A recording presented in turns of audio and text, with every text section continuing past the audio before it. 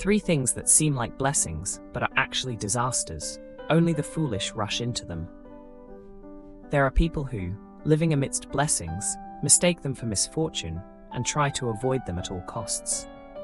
Conversely, there are those living in calamity who foolishly believe it's a blessing, only to lose themselves in the process. To many, being blessed means living in luxury, wealth, and happiness. It's why more and more people are willing to trade their entire lives in pursuit of glory and riches. Yet some things that appear to be blessings on the surface can ultimately turn into disasters.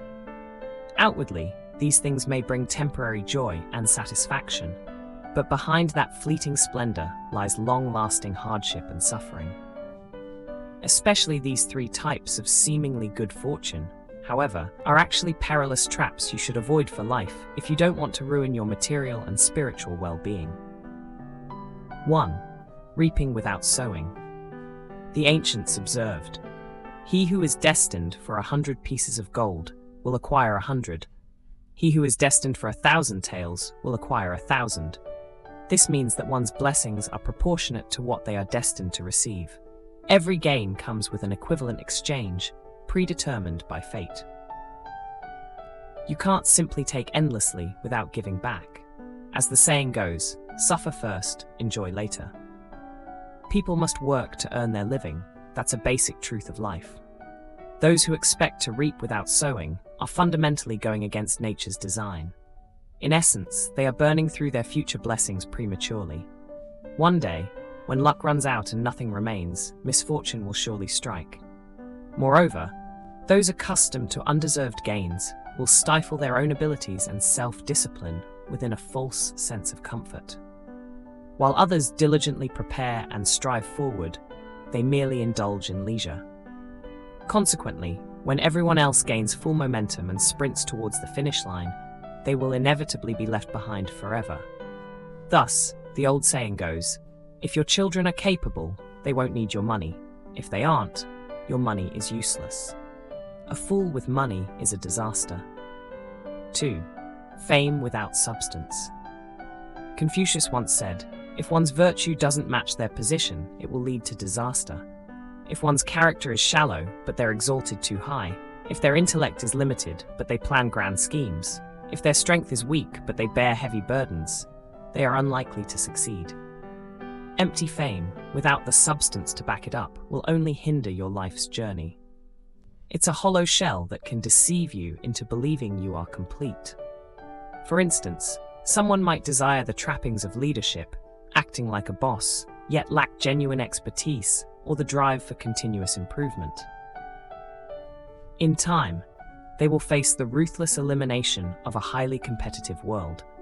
It's like a table designed to hold 10 units of weight being forced to bear 20 or even 50. Of course, it will collapse under the strain. Taking on more than you can handle is a warning sign of inevitable failure. Therefore, no matter how grand and beautiful something appears on the outside, it may not be a true blessing. The higher the position, the heavier the responsibility. If you haven't truly reached that level, it's wiser to steer clear. 3. Enjoying what doesn't belong to you. There's an old tale.